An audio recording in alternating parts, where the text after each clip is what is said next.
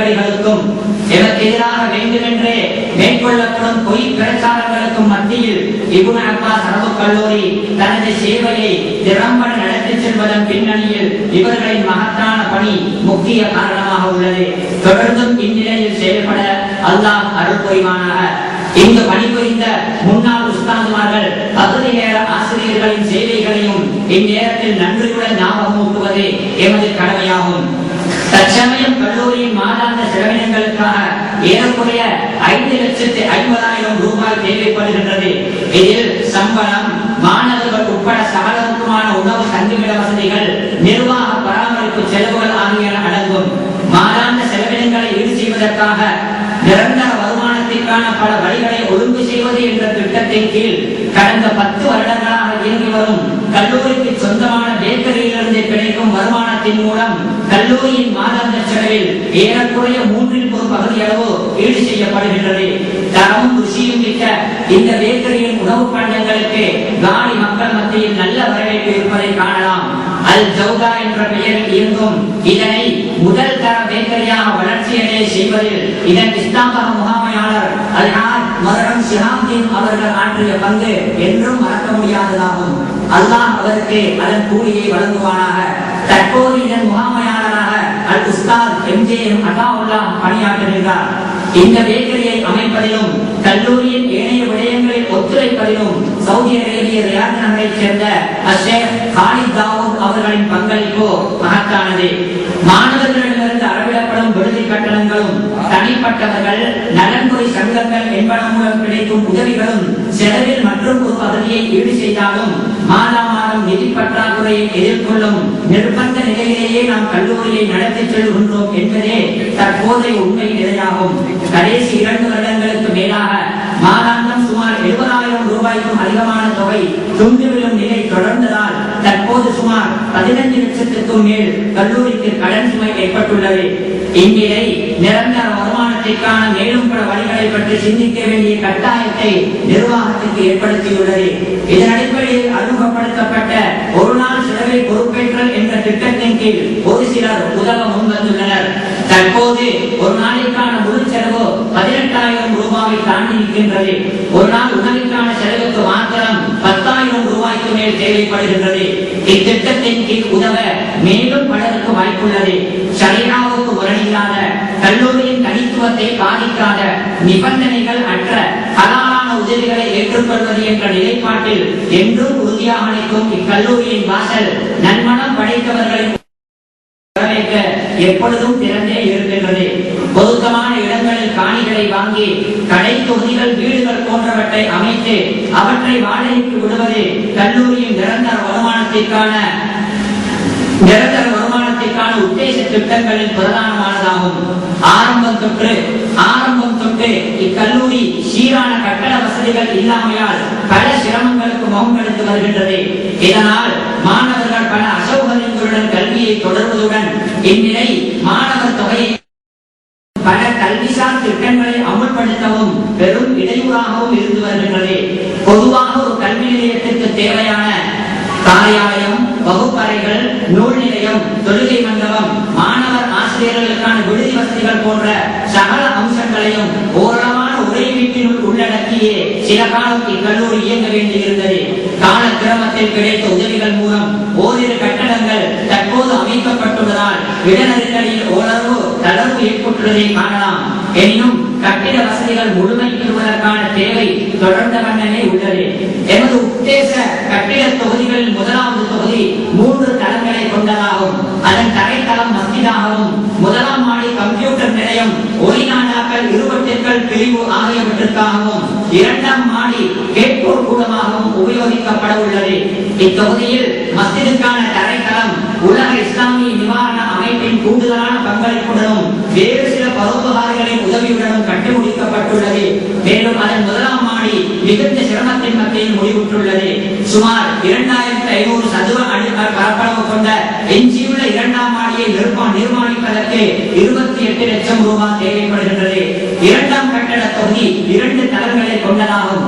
சுமார் 3000 சதுர அடி பரப்பளவு கொண்ட இந்த தரைத்தளம் சரீரா பிரிவின் 7 வகை வகுப்பறைகளுக்குமானதாகும். இது முழுமையாக கட்டுமுடிக்கப்பட்டுள்ளது. அதன் முதலாம்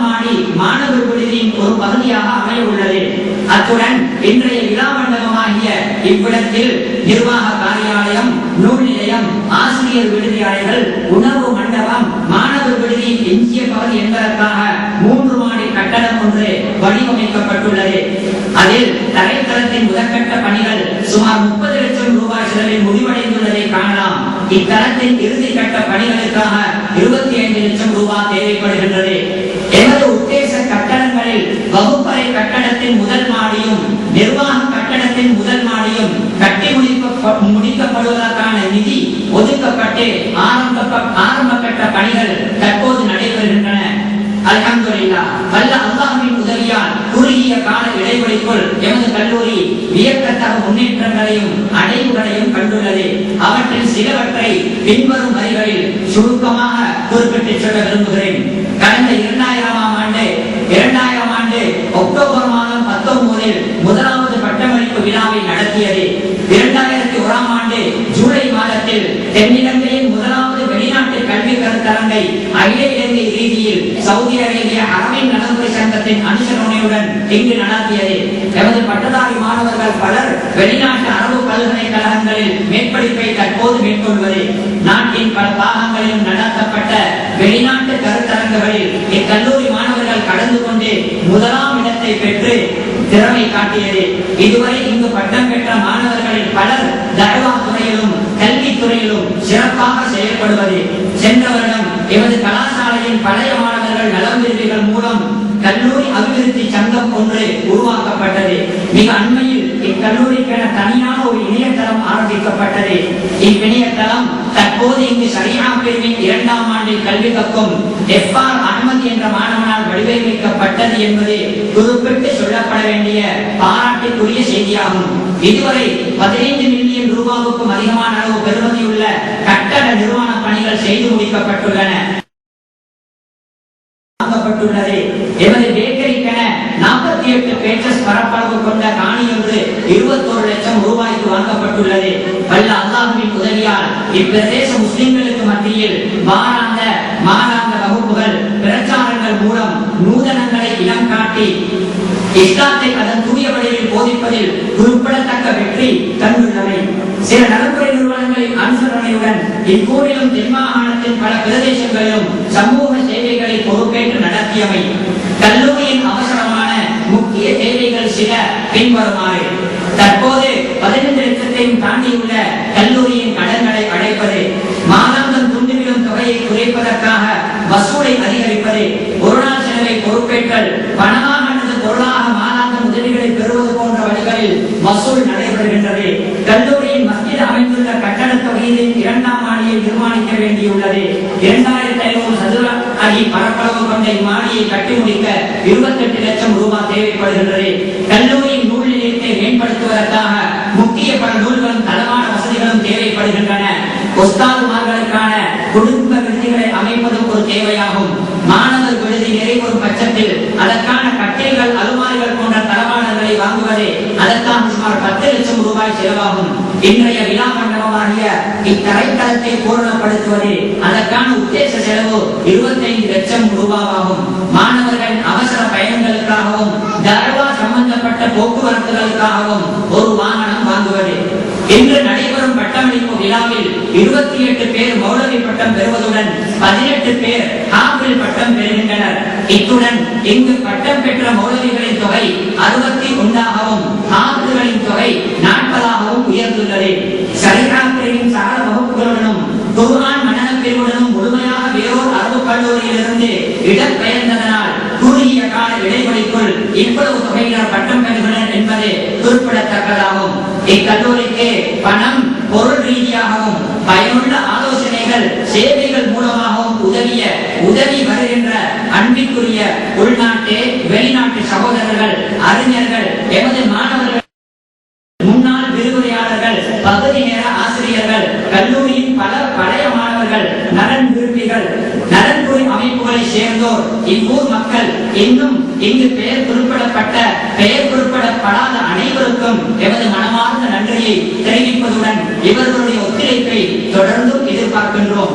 அன்புள்ள தரமான பல உலமாக்களையும் சாப்பிடுகளையும் உருவாக்கி சமூகத்திற்கு தொடர்ந்தும் நற்பணி செய்யும் பாக்கியத்தை வல்ல அல்லாஹ் இக்கல்லூரிக்கு வழங்குவானாக. தூய எண்ணத்துடன் இத்துறையில் சேவை செய்ய என் அனைவருக்கும் அருள் பாலிப்பானாக.